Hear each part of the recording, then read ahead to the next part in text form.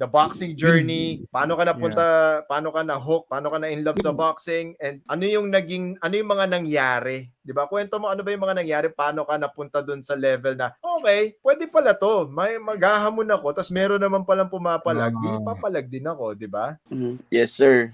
Una, magandang gabi sa inyo lahat, sa mga nanonood. So, yun nga, nag-start ako ng boxing. Pinakauna ko talagang boxing fight, street fight. Bata ako. So, sa street natin, normally, may mga matatanda na pinagkakatuwaan yung mga bata. So, pasusutin yung mga bata ng boxing gloves. Ayun yung pinakauna ko street fight at napalo pa ako ng nanay ko for that. So, yun, pumasok kami ng amateur dito sa Team Taguig way back 2010, as far as I remember. Tapos, nag-boxing amateur varsity din ako sa Rizal Technological University. That was for 2 years. May as in Yes, boxing coach. varsity? Yes, coach. Lumabang kami sa eskwaa. So, okay. Meron pa pala nun. Akala ko nawala na yun eh. Nakakatuwa dati, naman. coach, 2012 bata yung huli. Okay. Tapos, yun coach, tumigil ako. Tapos, and then, 12 years after, doon na lang kami bumalik kasi nakita ko si Sol Papi. Doon ako na-inspired bumalik para lumaro ulit. He also started sa street fight and then yun, yung journey niya, especially ngayon, lalo akong na-inspire at na-motivate kasi transformation niya. Hindi na mga nagkakalayo ng katawan. Pero yun, nag-umpisa actually kay Daddy Gab kasi siya yung dito sa area namin, siya talaga yung pinakaputok. So may bata siya na inilalaban, so-called Angat ng Taguig. Tapos yun, sabi namin, ito talaga yung idea namin eh. Bakit kami bumalik sa pagboboxing, sinasabay namin ng content creation. So ito talaga yung hype na hinahanap namin. Kinontak din namin si Daddy Gab, sinubukan namin gumawa ng fight pero hindi natuloy, Boss Dam versus Daddy Gab sana. So ano na lang kami, nag-as one and then nabuo yung Dayo Series. Boss Dam, ikaw naman, tinanong ko rin sila kanina, saan nagsimula yung boxing journey mo? Tapos, what led to the events o ano yung mga nangyari para umabot ka ngayon dito sa Dayo Serie? Boxing na halos parehas lang kami ni Yung Tang kasi high school, parang ganito, bago napasok sa boxing high school, siyempre, medyo siga-siga kami that time nung high school. May nakita akong nagte-training sa court ng boxing. So, ginawa ko, tinanong ko sa kanila, pa-training pa kayo dito ng boxing, baka pagbubugbugin ko kayo lahat eh. Ginanon ko. Tapos sabi tinanong ko, sino pinakamalupit sa inyo, labanan ko ng sutukan. Ginanon ko. May lumaban sa akin, maliit lang. Hindi ako nakasuntok kahit isang beses. Hindi ako nakatama.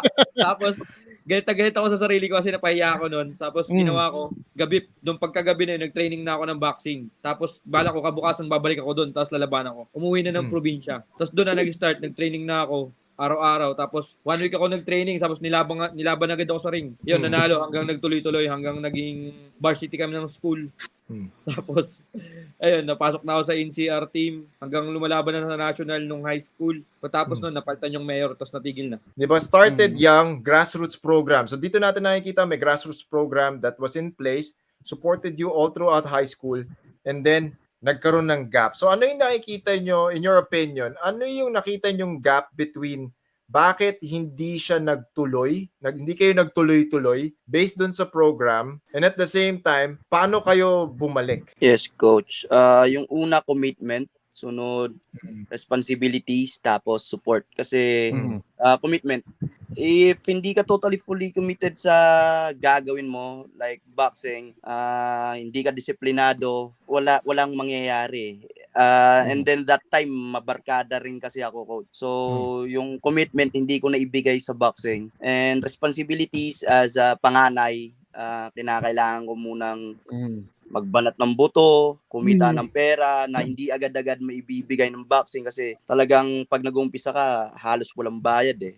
Mga mapapanalunan mo, bugbog ka, gasino lang kikitain mo. So, para doon, pang suporta ng pamilya, medyo mahirap siya sa una. So, sunod, suporta. Ayun nga, nung nagpalit yung mayor dito sa amin sa Taguig, nawala yung suporta sa boxing, napunta totally sa basketball. So kami na mga amateur ng Taguig na set aside na. Yun, good thing na nakapag-varsity ako kaso nagkaroon din ng mga conflicts. Yun coach, medyo yung lifestyle medyo stable naman na ngayon kahit papaano financially kaya na suportahan yung sarili. At yun, na-inspire nga ako kala Sol Papi, tapos syempre di naman mawawala, once a boxer always a boxer. Talagang nakatutok tayo sa mga laban online, mga napapanood natin nung lalo sa era ngayon nila Gervonta. napakaganda, super entertaining. Talagang, alam mo yun, nabuhay yung dugo mo na matagal nang natulog eh. Sa akin naman, siguro, one time, parang nawalan ako ng gana sa boxing dahil nung time na nasa laro ako ng National Open is pinatawag, nasa ano ako nun, Palawan. Fighting for gold na ako ng national. So dapat, sabi ni George Hagedorn, lahat ng mayor ng bawat player is pumunta doon that time.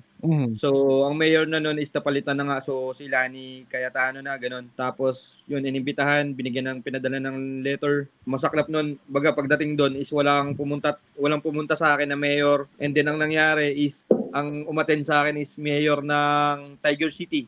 Mandaluyong.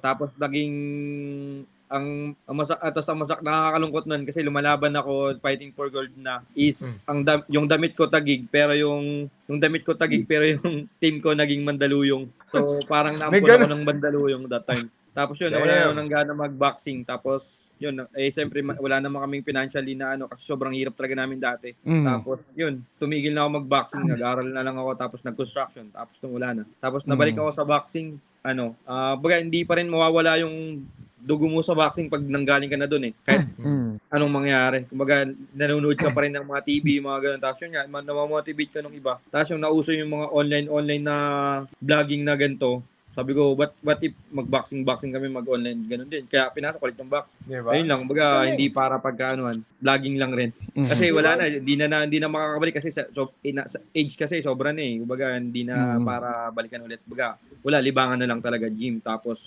vlog, yan lang.